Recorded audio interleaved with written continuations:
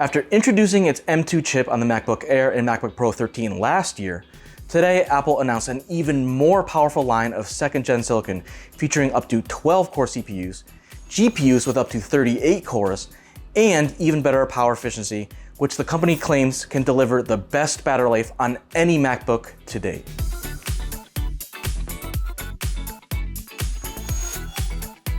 The new entry-level processor is the M2 Pro, which offers 10 or 12-core CPU configurations and promises to boost performance by up to 20% over the 10-core M1 Pro. Meanwhile, the GPU on the M2 Pro goes from 16 to 19 cores, promising even faster processing for apps like Photoshop or Xcode. Then we move up to the M2 Max, which Apple is calling the world's most powerful and efficient chip for a pro laptop. It has 67 billion transistors and 10 cores like the M2 Pro, but it boosts the number of GPU cores to 38, up from 34 on the old M1 Max. More impressively, it supports up to 96 gigabytes of fast unified memory. All told, Apple says graphics performance is up to 30% faster than the M1 Max for chores like visual effects, machine learning, and more.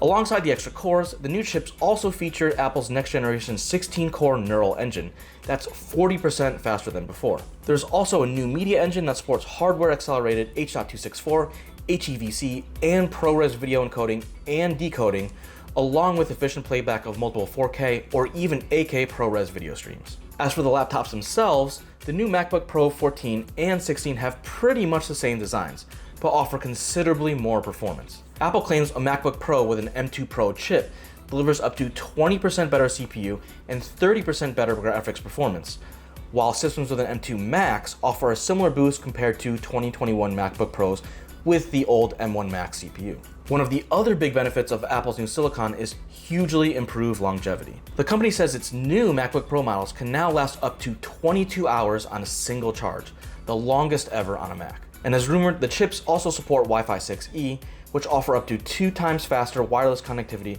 compared to the previous generation. Another new feature is an HDMI port that supports a single 8K display at up to 60 Hz for the first time, or 4K displays at up to 240 Hz. As before, you still get 3 Thunderbolt 4 ports, an XDSC card slot, and MagSafe 3 charging. The new MacBook Pros also use the same Liquid Retina XDR displays as the 2021 models, not the rumored touchscreens, which aren't expected to arrive until sometime in 2025. The new MacBook Pro models are available now for pre-order starting at $1999 for the MacBook Pro with M2 Pro chip, or $24.99 for the 16-inch MacBook Pro with an M2 Pro. Shipping will start on January 24th.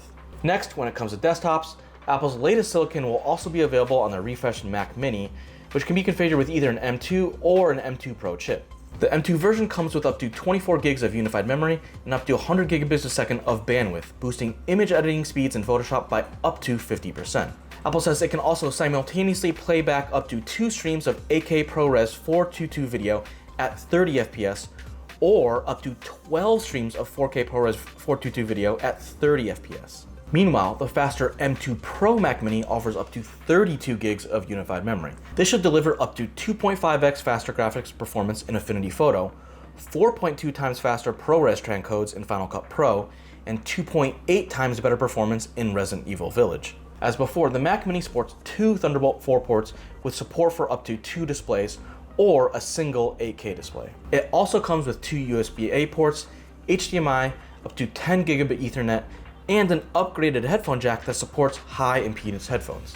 As with the MacBook Pro, they also offer Wi-Fi 6E connectivity along with Bluetooth 5.3.